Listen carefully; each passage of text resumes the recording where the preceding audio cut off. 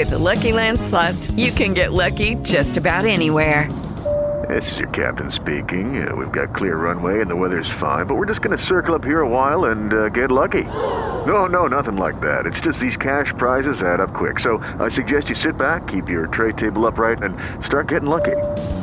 Play for free at LuckyLandSlots.com. Are you feeling lucky? No purchase necessary. Void where prohibited by law. 18 plus terms and conditions apply. See website for details. You know, I know it's been a minute since I last did this.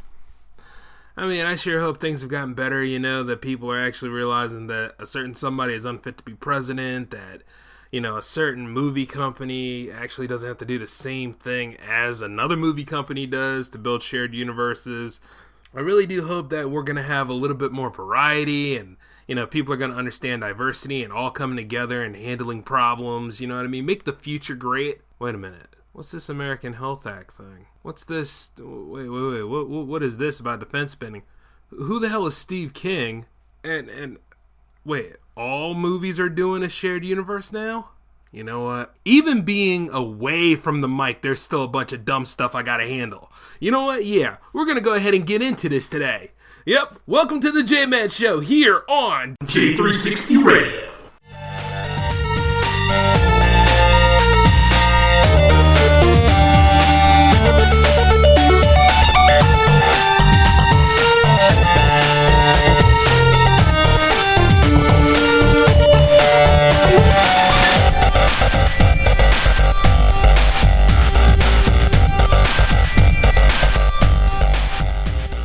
Judy was boring. Hello. Then Judy discovered ChumbaCasino.com. It's my little escape. Now Judy's the life of the party. Oh, baby, mama's bringing home the bacon. Whoa, take it easy, Judy. The Chumba life is for everybody. So go to ChumbaCasino.com and play over 100 casino-style games. Join today and play for free for your chance to redeem some serious prizes. ChumbaCasino.com. No purchase necessary. Void where prohibited by law. 18 plus terms and conditions apply. See website for details. Hey, what's going on, J360 Legion? Your leader is back. Yeah, it's been one crazy week, man. I mean, what with all the final exam work I have to do, and I'm still studying and doing my brush-ups for everything I got to do. But you know what? I'm going to knock that exam out, get my college degree, and then the fight really begins.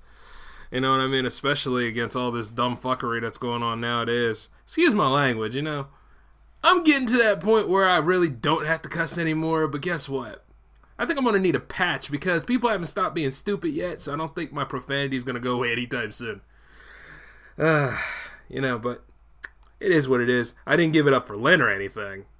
And speaking of dumb stuff, this time I'm not going to go into the idea of dealing with a senile, xenophobic 70-year-old that's sitting in the most powerful seat of the nation, talking about wiretapping falsehoods and blatant stupidity out of nowhere, you know, taking pot shots at, you know, President Obama because he was a lot better than he is and actually fits the term of president instead of this giant man baby stuff that's going on here. Not to mention his ugly, fucked up pumpkin face. But let me tell you this much. Remember when I started doing this show and I said it's not always the fool, but the fools that follow the fool? I've noticed that a lot of peak racism is coming out of the woodwork these days.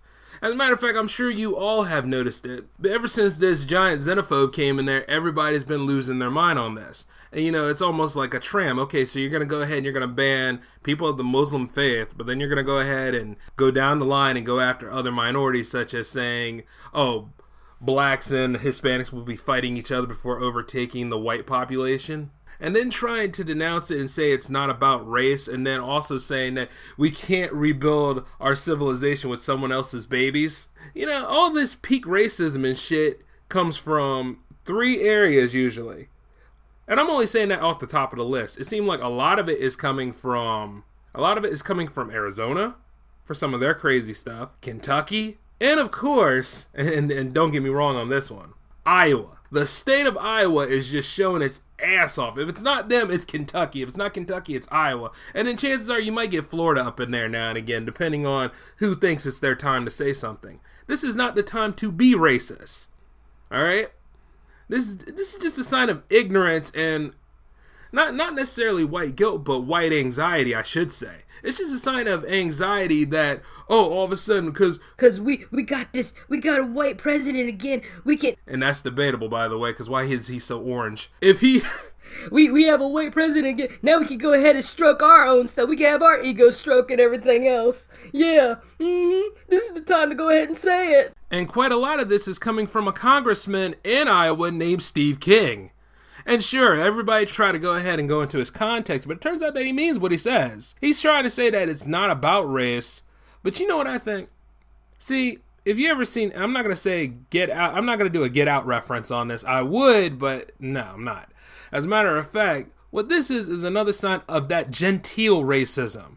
You know, where I'm not racist, but I'm going to say something racist in a nice way. It's just like constructive trolling. This at point is blatantly racist. It's ignorant as hell. And you know what? The thing about it is, as he done said this, he's getting more and more press now because the media is building him up like this. Like, sure, they're going ahead and putting direction and attention on him, so you know exactly what the hell's going on. And he's being outs by his own party because of his statements. But the thing about it, well, not outs, but you know, they're turning their back on him because of what he's saying. But the thing is this. There are some that secretly believe in what he's saying, and they're showing their asses off saying this stuff. Of course, they're not being as blatant as him now. So you mean to tell me that this is about a census? He's trying to say this is about a census civilization thing? I don't know why the hell that Caucasians have to feel this inferior to the point to try to subjugate people all the time just to go ahead and promote that they're, quote, better than us. You know what I'm saying? They're not. I don't think really too much anybody is better than anybody. We all have to work together anyway in a common goal. We're all trying to get somewhere in life. But the thing about it is, it has to be either dealing with the class system, aka how much money you have or receiving, and then it has to deal with the race system. I mean, isn't that something how things that deal with cultural backgrounds and everything else that a lot of these weak-ass politicians say in order to showboat has nothing to do with race, but it actually talks about race? And of course, you know, his comments were praised by numero uno bigot and top Trump supporter David Duke. Yeah, he's not necessarily a part of the KKK anymore, but he's still a damn white nationalist now, isn't he? Trust me on this. When you got somebody like that praising you, yeah, pretty much what you just said was really racist. But you know, as usual, it's not racist unless I get caught. And if it is racist and I get ousted or never voted for again, yeah, now you have a problem. You see what I'm saying? Ain't nobody trying to bring all this stuff out like this. Not really. But you see, I'm always wondering, where's the protest for that shit? But you know what? As it goes, people got to get hurt for things to get done. It seems like. You know, because all these crazy statements, all this lawlessness that's coming around, there's a lot of wild stuff about to be thrown around in the political arena. And if anything else, it's always something new with the overcomb. Because remember, he's been wiretapped by President Obama. Every time it's either President Obama's fault or it's the media's fault, aka fake news. If it's something that's blatantly happening around you, he will gag order it because he doesn't know how to handle it. It's so weird. And then, not to mention, working on defense spending when your military is already powerful enough. I'm aware that some of y'all missed the 50s and the 60s, but leave that shit alone. Learn from it, move the hell on. But you know what? That's life, right? Because it goes like this. History repeats itself. Especially when you haven't learned a damn thing. And see, some people want this stuff to go on again. Matter of fact, to me, it seems like the whole new 10s, you know, the whole 2010s, because we're in 2010s. We're not in the early part of the millennium anymore. It seems like the whole 2010s have been nothing more than a composite of all of those decades leading to this. It hasn't stand out on its own since. You know what I mean? And I guess this is supposed to be the 80s era where everybody's in that dark, gloomy place and we're all supposed to be fighting back against the establishment in some way, or the Running Man games are going to occur, because that's the original Hunger Games, by the way. Like, to me, I just think it's so damn ridiculous that we are going into this stupid sentiment again. And the thing is because some people just don't want that to die. They are so all about being pure and all this crap that they're going to subjugate other people because of it. Like, you know what? Just because you have a giant inferiority complex doesn't mean that the rest of the world has to. And you know what? That cancer needs to be cut out. That needs to be thrown away. We all need to work together, come together. Like I said, racism is not going to ever fade in America. Well, actually, it could fade, but it's never going to go away. Especially with all this wild stuff going on. Especially with these for-profit prisons going on. You got Jeff Sessions that somehow managed to get that attorney general job. You got Donald Trump, who somehow never was about minorities unless they had the same damn net worth he has, which is, you know, he lied about that too. Because of all that crazy stuff he done say, he got up in that office. Anytime you look at him, you need to understand how he got in there. So then you got all this wild stuff going on. We all have to ride this out. We have to come together as a people. But let me tell you something. If there is one thing I know about this new opposition, it is behind blurred lines. And if there is a problem with this whole thing, those people will be quick to deny it, make up a lie, or go ahead and turn it around on us where we're all pointing fingers at each other and trying to go ahead and hold each other back, going ahead and aim at each other. Like, you know, it's kind of like how your supervisor is causing most of the problems and shit because he's inept. He doesn't know how to handle anything.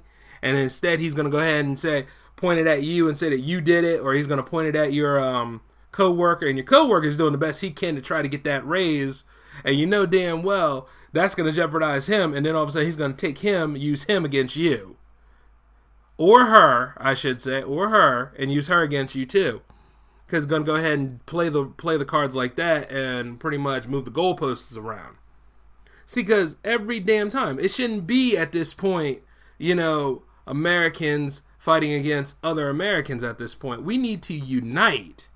You know what I'm saying? Instead of all these companies merging, they need to compete. Instead of like the Asian countries do. You know what I mean? They compete. They don't merge all the time. Some of them do, but the thing about it is, there has to be some competition there for the economy to grow and boom again. But then again, I live in a day and age where allegedly a microwave will spy on you. A Bowling Green incident. Sweden went to war and we didn't know. Frederick Douglass is still alive. Slaves are immigrants. And so much more dumb fuckery. I just can't help but just, you know, I need to buy a flask or something. But then again, I don't have time to be stone drunk because I still got to make more episodes of this show. It is unbelievable where we are now as a country. And talking about making it great again. That shit has to go. I'm sorry. It has to go.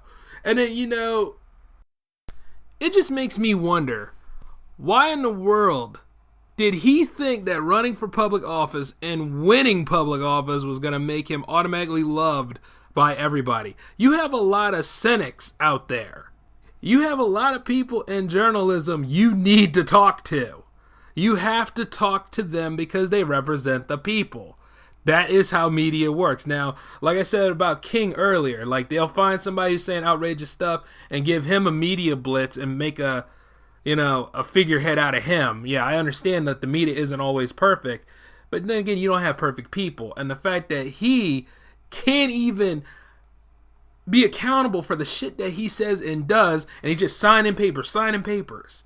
It's just so stupid. I would ask if he reads those papers that he does sign. But I also know that Donald Trump doesn't read. I mean, unless it's tweets. And then the only real way you can ever get any sort of legitimate news would be from his Twitter, because that's where it comes first. And it's so outrageous. Like, you know, but people voted for this lawlessness. People voted for this lying. People voted for this manipulation, this propaganda, all this stuff to just take whatever sort of success that could come from anybody and try to subjugate it. They voted for this. And call it Make America Great Again. It's not great again. America was already great. But it's not becoming great again, which is a clusterfuck in itself. And a lot of y'all can say MAGA if you want to, but let me tell you something. The only way America is going to be great again is when people go back to working livable wages. When they go ahead and they invent things that can actually help out the infrastructures around here. When, students are not being passed on just to be passed on. They're putting efforts in their education, pushing themselves every step of the way. That is how you make America great again, not this bullshit. Stop the bullshit. That's all I gotta say. Oh, and I also want to touch base on this. Comparing two different stacks of paper, one being the Affordable Health Care Act and the other one being an American Health Care Act, is not the way you work out a plan to repeal health care, okay? For one thing, America is not going to have free health care. It could someday, but it's not going to have free health care. It's going to be affordable. You got to pay in. You understand what I'm saying? Because not only are you just going to doctors, you have specialists. I mean, you have broad things that are covered in healthcare plans here. And the thing is, the fact that they're going to compare two different stacks of papers, like, oh, this is our plan, that's that old plan over there. You do realize that the people that were involved in Obamacare and how it rolled out, right, pretty much had the same people involved in it, right? You do realize that it goes through both the House and the Senate, right? Of course, the Republicans control the Senate now, so they're going to go ahead and peddle this shit. But let's be honest here, though. They have no plan. This is a joke. This is because they just want to repeal that. But, you have $22 million on the Affordable Health Care Plan. But you're going to go on ahead and try to axe that, right? Like, pretty much just cut that in half, you know what I mean? Just make certain people eligible for that other healthcare plan. And not to mention the stupid health savings account thing that Paul Ryan wants to throw around. That is a stupid idea. A lot of people could die losing their health care, and they're just trying to take this stuff away. And it doesn't make any sense. And say because it's on a lighter stack of papers that it's actually a more formulative plan, a formidable plan to actually handle things. No, I don't think so. What I would do if I was president, well, I wouldn't do half the shit he's doing. What I would do as a president, okay, I would make sure that my health secretary knows what's going on. If Obamacare needs to be changed, let's go on ahead and let it run its course for 1 year, okay? And then we can go on ahead and see how it works, and then identify where we can make it work better. You see what I'm saying? But these motherfuckers didn't even have a plan going in. They don't have a plan now. And even if they did have a plan, you can't put a plan like that together in that short amount of time. Healthcare has never been an easy aspect of American life. It never will be. You know what I mean? You got other countries out there that have free healthcare, but, we still have a problem with this. It is a problem upon layers. It's layers and layers of problem. And like I said, it's not the best system, but at least you have something. And I know some of you hate healthcare in general because it deals with socialism. And the thing is, socialism has always been there. It's one of them things where you need to not have. A Band-Aid can't solve all your problems. If you ever get banged up in a car accident or some sort of unfortunate incident, you want to know that you have that health care so you can go and get patched up. Unless you want to go to them free clinics or the county. And the thing is, they don't clean their utensils sometime. Well, I don't know. They probably do, but the thing about it is if you go there, you're going to get treated the way that you're going to get treated. You want to get the best care possible. That's important for you as somebody that's out here working, breathing, and living. You know what I'm saying? But now all this dumb fuckery, playing football with people's lives. That is the one thing I do not like about administrators, even on the smallest level. You know what I'm saying? These are people's livelihoods you're dealing with. Some people need that health care to stay alive, and you're just going to take it away from them? See, that's where your genocide comes from right there. I don't get it. My advice to those of you in society out there who are afraid to use common sense, do use it.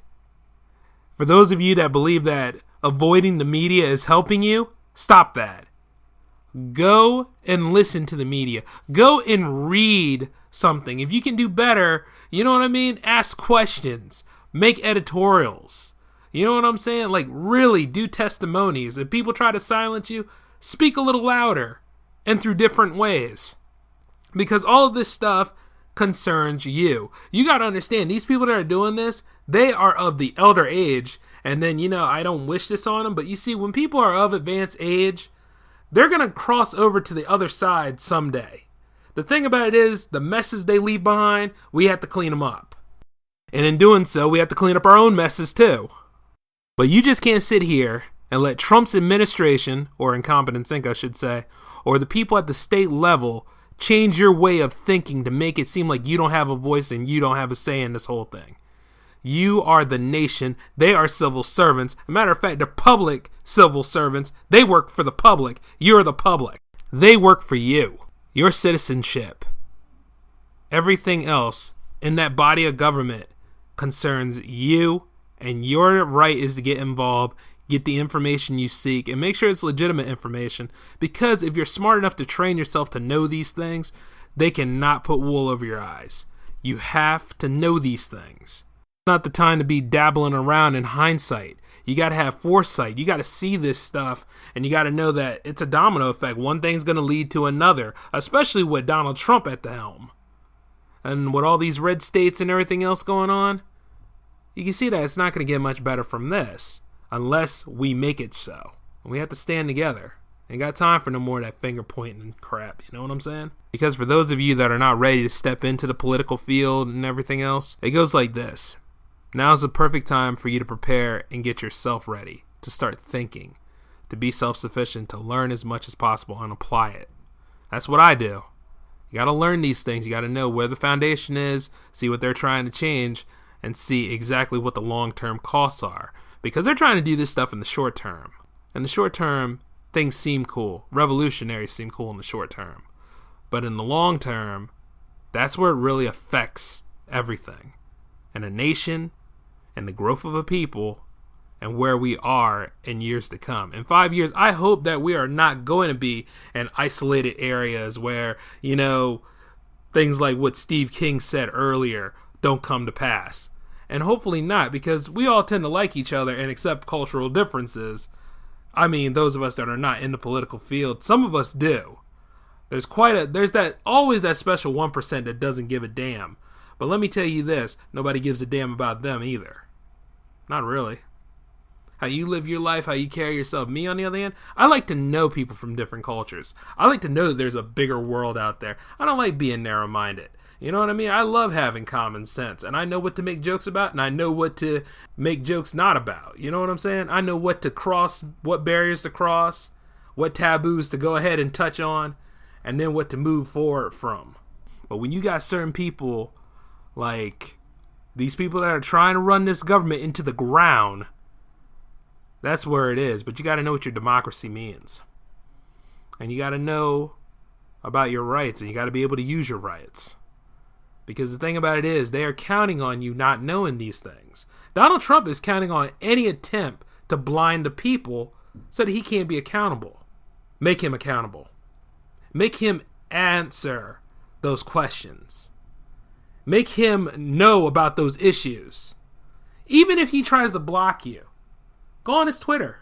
Talk to him. Know what the hell's going on. Because in the end, he's going to do his job. And he's going to do it by the people. I'm talking to you selective racist people out there. I mean all of the people. Those that are American citizens. Those that are of a minority. The thing about it is that minorities will unite and they'll do what they have to do. And do the jobs that you won't do. Because you know why? You gave up on that stuff. Some of y'all weren't going to do them in general. But you complain about it because you don't have no easy way of getting in. And you have to compete too. Well, you know what? Competition is going to be kind of fierce because we'll do our stuff 5 times strong. It doesn't matter anymore. And not to mention, a lot of people love integrating. And integration ain't the problem. It's you having to learn how to adapt that's the problem. And nowadays, not in the future. You're not going to fuck the future up. We can make the future better. And we're going to. And I mean everybody. Everybody that really believes in the United States. Everybody that really believes in the cultures coming together to work and make things happen. They're the ones that are going to go ahead and inherit the future and make it look better. Not this whole xenophobic make America great again. You can go ahead with that sad propaganda if you want to. But let me tell you something. The wheels on that wagon are falling off. It's going to be a day where everything just comes together. And you know what? It won't have anything to do with race. It'll just be about solving a common problem. And well, that ends my soapbox for this episode. I know I had a lot of material to cover, and to be honest with you, it would take 2 episodes to cover everything that's going on in Washington. And I mean, that's at a minimum. So what we're going to do now is we're going to move on to our main topic for the episode tonight. We're going to the movies today, folks. Sort of. We're going to be talking about what the movies are trying to do as their milk money now. And the milk money would be shared universes. I can't think of one major movie out there now with a lot of action sequences that are really up my alley that aren't building to a shared universe. Disney and Marvel have managed to land something great. You know, when the Avengers came together, it was so new at the time. It was never done before like this, where you had multiple different films come together to bring something as amazing as the Avengers to light, you know? I love the MCU. I think the MCU is great. I mean, after all, it is inspiring a bunch of other production companies to go ahead and create their own shared universes. For example, King Kong is setting up a franchise between Warner Brothers and Legendary, you know, with their Monsterverse, or I should say Kaiju Monsterverse. Because, you know, we still have Pacific Rim to get through, and we still have, you know, Kong versus Godzilla coming in 2020, along with, you know, Godzilla's next movie coming out either next year or 2019. So, you know, that's still exciting. I just hope that there's more of Godzilla action in it this time. You know what I'm saying? Because they're supposed to have Ghidorah, Rodan, and Mothra in it. So I'm hoping that it's something excellent. Of course, you have Fox with the X-Men. They're bringing a bunch of movies back too, along with X-Force, Deadpool 2. Hugh Jackman is supposed to be bringing in the next Wolverine. You know, supposed to help out casting who's going to be the next Wolverine. And Logan was a damn good film. But the thing is that, once again, it seems like everybody's repeating everybody. Now, while these are good things in the short term, in the long term, it kind of, once again, it's one of those things that, much like a reboot and a pre-sold character, can kind of ruin it. Like, the superhero boom is still going strong. It'll probably go strong until about maybe over 2020 or the 2025, I want to say, but things tend to die out, and that's why, like, I hope that the sci-fi boom takes place in the midst of all this. I hope things grow. You understand what I'm saying? I hope things are incredible. You know what I mean? I hope that we have more of a variety in our films. I think that movies need to take a little bit more chances instead of relying on what sells all the time. Now, I can understand, like, from an economist point of view, I'm probably treading on what do you call it? Treading on hard ground or something like that, or no, I'm treading on soft ground. But the thing about it is this: you want to have that. You want to have that, don't you? Like, you want to have a movie that flips things over. You want to have a movie that changes stuff up now and again, because it keeps things on their toes and it brings people in. Like, if you just sit there and rely on just because everybody else is doing it doesn't mean you have to do it. You never know, because you're not going to do the same formula, and you're not going to do a style that they're doing. That'll make you unique, you know what I'm saying? But you see, much like anything else, everybody has to do it their way. Like, you know, Fox has the X-Men, Paramount has Transformers and G.I. Joe. Yeah, chances are they're going to bring the G.I. Joes back again, but who knows if it'll be in the same continuity. It'll probably change up. They still got Teenage Mutant Ninja Turtles, and the jury's still out on that too. And then, of course, you have, you know, Universal with their monster franchise and stuff, because they're starting that up with The Mummy. Like, it's debatable to see where everything goes. Like, you never know. Like, some people probably want to move on from these characters after a while. You know, I wonder how people are going to feel when some of the characters in the MCU have to be recast because, you know, circumstances, some people don't want to play the roles anymore, the stories just don't appeal to them, or they get tired of, you know, being the character.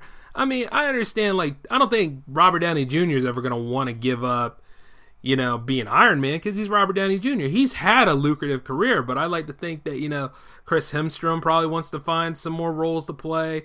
I know Chris Evans, he's still finding work in other areas. He's fine.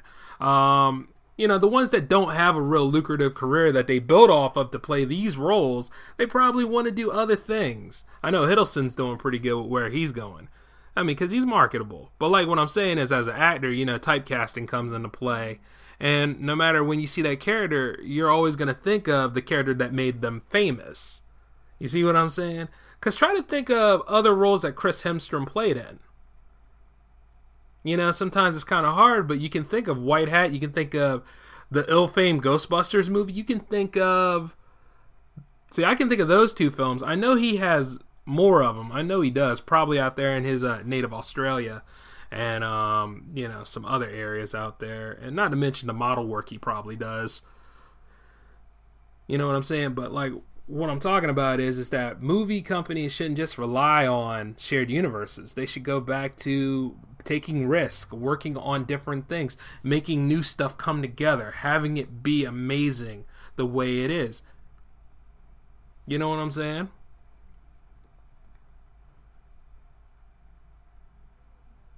That's what, you know, movie companies should be about. It should be about taking people away from, you know, reality for a while, going ahead and watching these movies that will open up minds and, you know, inspire future generations to go ahead and create some, you know, some of their own iconic characters and stuff. Like, sometimes I think that's why horror needs to get away from the big three, which is, you know, Michael Myers, Freddy Krueger, and Jason. Like, need to get away from them and start creating things of their own. Like, some of these characters have had their time, you know what I mean?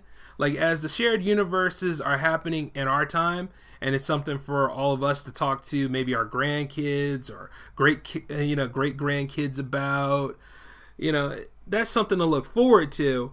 But in the end, you know, they're probably going to reboot these films in like years to come too, and probably do another superhero boom. But it'd be great, you know, to have different characterizations, like things not always being connected, you know, changing stuff up. See, because X-Men does that. There's not a lot of connections going on in there for right now. That can change at any time, but there's so many plot holes in the X-Men franchise. You can do whatever you want there. You see, the MCU is tightly connected. Now, they've had some parts where intercontinuity can be thrown to the side, you know, especially when it comes to like taking the Netflix shows and trying to match up Agents of S.H.I.E.L.D. along with what's going on in the main movie universe. But you know what? They do make them little references to keep them interesting, which is cool.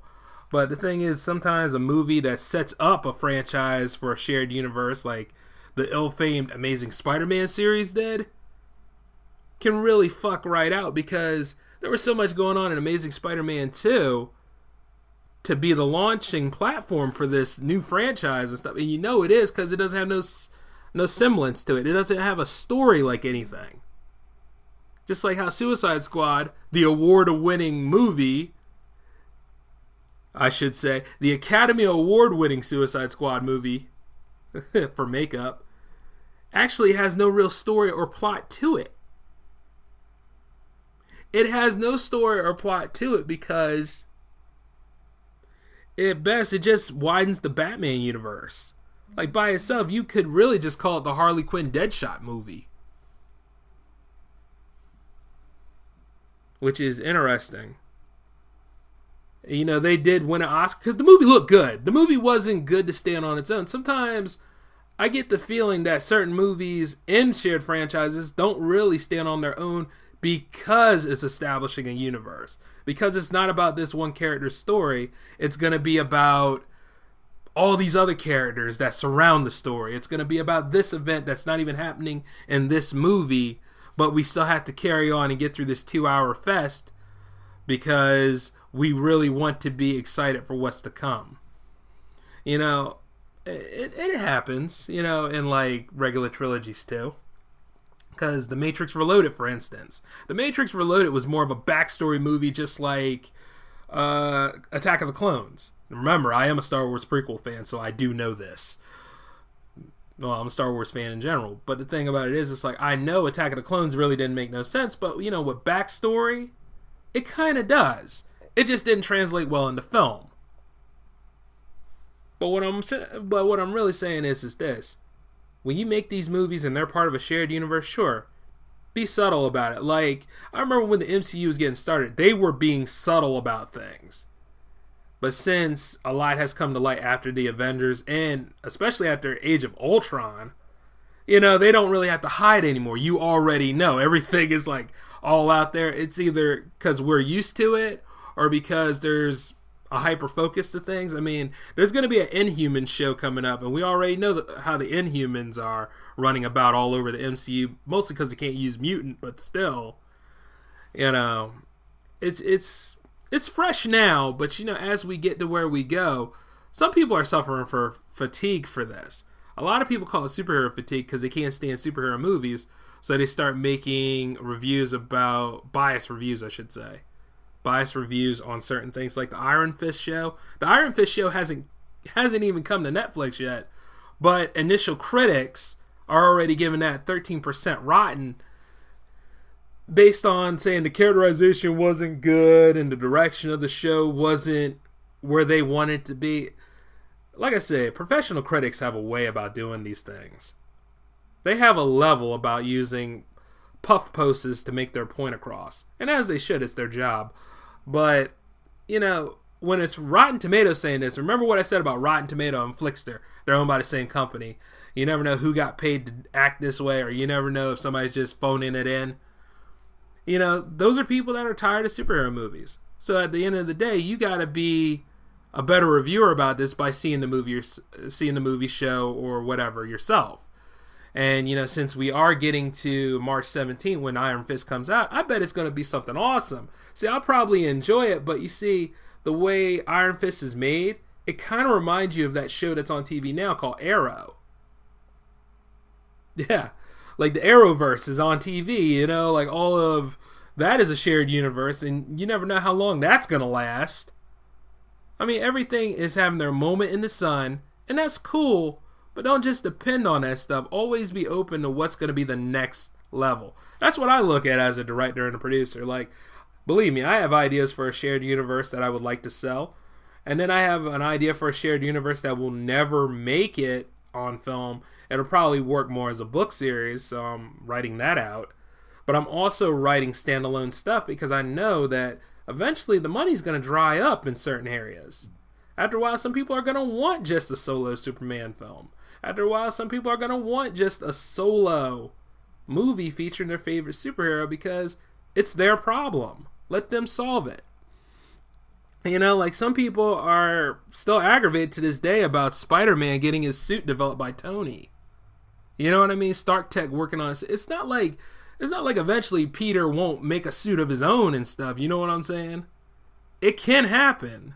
But at least he did create the web shooters, and I guess Marvel was hoping that would shut up people. But here's the thing. There's always going to be that 1%. That 1% that just will not get it. Just will not like your stuff. And that's criticism in general. And as I'm criticizing shared universes right now, I'm just saying, like, it's beautiful. I'm enjoying it, and it's cool to see, like, everything is coming together and connecting and leading somewhere. But, for some movie companies, it probably won't work as well as it does for Marvel because Marvel already had that shared universe before it went to film. It just went to film. But, like, with Universal and bringing the horror monsters back and seeing how they connect, I'm wondering if it's going to be a House of Frankenstein reboot, or a House of Frankenstein reboot, or a House of Dracula reboot, or I wonder where it's going to lead to, because if it's all of them uniting to take on an evil force, kind of like how that Sinister Six movie was supposed to be, I'll pass on it. Because I'm all about a villains-based movie, but I have yet to see it be done right. And I'm including Suicide Squad in this. Because, I understand why the Suicide Squad was there, but in the end, I watched the movie and I just didn't care. If anything, I saw it just widen the Batman universe. And as it should. And in the end, I got to enjoy Ben Affleck showing up and, arresting practically everybody. That was cool, but once again, it just wasn't developed right. And I remember speaking about this, like having too many characters in one script and no story. It just doesn't work out in the end. You can try to rewrite it and make it sound good, but, in the end, it just go any way it wants to. And then in the end, there's no substance behind it. Like, if anything, DCEU could have just went ahead and did I don't know, two people in one movie route and stuff like that. They could have had that going into their whole way, leading to a team film. It could have been like, just switch it up a little bit. But then again, remember, the Green Lantern movie was to be the start of the DCEU back in the day, and it just didn't work out. And Dracula Untold was supposed to be the start of that horror universe, and it didn't work out. It's just interesting, So, I don't know. There are trilogies, right, that have nothing to do with each other in context, but, they're united by one band or maybe a company that, exists out there in that universe and is shared throughout all three movies. Like the Hot Fuzz trilogy, I should say. I know it's called something different. I think it's Cornetto Ice Cream trilogy or something like that, because all three films, from Shaun of the Dead, Hot Fuzz, and End of the World, World's End, they're all united because of that ice cream company. That's like a veiled, very thin reference between all three movies. It's like we should have stuff like that again, to make it exciting. But this is the superhero boom. This is where we live at now. I mean, Star Wars is making a comeback. I mean, we got Episode 8 to look forward to later this year. And the Kong movie was really good. And I can't wait to see him and Godzilla just duke it out. You know what I'm saying? Because that's going to be amazing. Only problem is you got to get through a lot of exposition before you get to what really excited you about this movie. And at least with Logan is part of the X-Men universe, but it, like Deadpool though, it stands on its own. And that's what's really cool about it. Especially when it's in that post-apocalyptic feeling in that universe there. And speaking of post-apocalyptic movies, I sure hope that Mad Max comes back with another one, because Fury Road just makes me want to see some more. You know what I'm saying? Even though it's debatable. Is Fury Road even a Mad Max movie, or is it more of a Furiosa movie? Your guess is as good as mine. But as I'm sitting here and I'm, carving out the movies that I want to make and stuff, because, there are going to be movies that I want to make, and then there's going to be movies that I want to sell. So as I sell some movies and stuff like that, I gotta see if the first one sells before it becomes a franchise or a shared universe sort of thing. I'm open to doing shared universes with other writers out there and stuff, but, for right now, I kind of want to see if it sells on its own and if it becomes something great, because you never know. There's other people out there who create characters that you may like and say, hey, as you create that character, I'm going to go ahead and open, the gateway so your character can be in my universe and my characters can go to your universe. That's cool, the idea of making them is great, but since all the movie companies want to do it now, it seems like it kind of takes away the specialness a little bit. I mean, I'm not gonna party poop on your parade. If I have, I apologize, but you do know how the J-Man show goes. Butts will be hurt one way or another. I'm trying to buffer this out and make it sound good, at least in the movie part. But for politics, as I cover it, you're gonna have to take it as is. But in the movies, however, you know what I'm saying, because sometimes we all go through withdrawal and fatigue when it comes to different movies and stuff like that. I remember when I went through reboot withdrawal after Fright Night came out, but at that point, that's why things like RoboCop, The Matrix, and anything else that they're trying to bring out that's been rebooted doesn't surprise me, because they already took care of my favorite horror movie of all time, which is Fright Night. So ever since Fright Night got the reboot treatment and managed to get a semi-sequel of sorts, because the new Fright Night 2 sucks. As a matter of fact, it's pretty much the same movie with cheaper budget and people who can't act. When that treatment was given to my movie, at that point I knew nothing was sacred anymore. So, and that's how far it goes. But it's still debatable, this is something you enjoy the ride of, but it's short-term rides. The long-term ride has to be something a little bit different. Because after a while, the CW is going to have a grand finale that'll probably end all of those DC TV shows. And then soon enough, people want to move on to different opportunities. And things happen. So, don't be surprised if things start running out of gas after a while. And I'm mostly telling this to those businesses out there, who do these shows and everything else. I'm mostly saying that to them, You know, if it runs out of gas, it runs out of gas eventually because people want something new. And the thing is, you're going to have to start risking for that new take. You're going to have to start giving indie creatives a chance on the mainstream platform. It's going to be an adjustment for us, but we can all handle it. You know? So that's all I wanted to do, is give you a bit of an opinion piece on shared universes. But I'll tell you this much, that's all the time I have in the J-Man Show today. But it's good to be back, you know? I'm actually ready to go ahead and do some more episodes. Next week, I'm going to go ahead and show you something. No, not next week. Actually, yeah, tomorrow, right? Because it's the Double Up special. Yeah, shout out to the Buffet Boys, by the way. I heard your episode 13. You guys are outrageous. And that's Anthony Thomas, you crazy bastard. That's all I got to say to y'all. And then everybody else in the Potter and family's been doing excellent. I remember seeing that the Epic Film guys did a live show.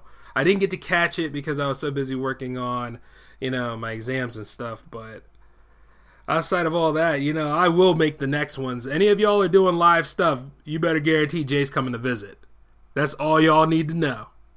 I'm not going to say when, I'm not going to say how, but I'm going to tell you this much. I'm going to be there to see it. I'm going to talk to all of y'all and stuff. Which, by the way, I am going to, after I get to 20 episodes, be open for crossovers. It's going to happen. Yeah, and that's something I talk about crossovers, and now I want to do them. But yes, as for tomorrow, you all are going to be in for a treat. Because I actually went through my guilty pleasure list. And I found a couple of movies that deserve redemption. So tomorrow, I'm going to redeem 2 bad movies that really aren't so bad. So, you know, come back tomorrow and you're going to hear some pretty interesting stuff in episode 16. And also, I'm going to be taking care of political correctness too. So, with that being said, ladies and gentlemen, thank you all for coming to the J-Man Show today. Take care of yourselves, and I will see you all tomorrow at 7 p.m. Peace.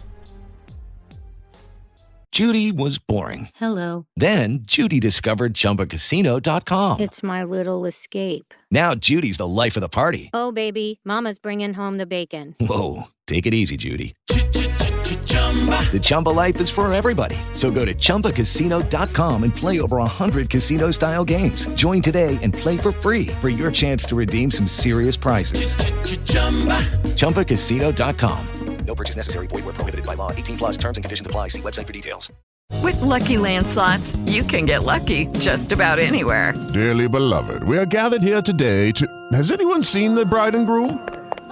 Sorry, we're here. We were getting lucky in the limo and we lost track of time. No, Lucky Land Casino, with cash prizes that add up quicker than a guest registry. In that case, I pronounce you lucky. Play for free at LuckyLandSlots.com. Daily bonuses are waiting. No purchase necessary. Void where prohibited by law. 18 plus. Terms and conditions apply. See website for details. Wells Fargo presents one of the surest ways to grow your money. A Wells Fargo CD account, where you can earn a 5.00% annual percentage yield on an 11-month term with a minimum opening deposit of $5,000. Visit a Wells Fargo branch or wellsfargo.com/CD rates to open a CD account and start growing your savings with us. Wells Fargo Bank, N.A., member FDIC.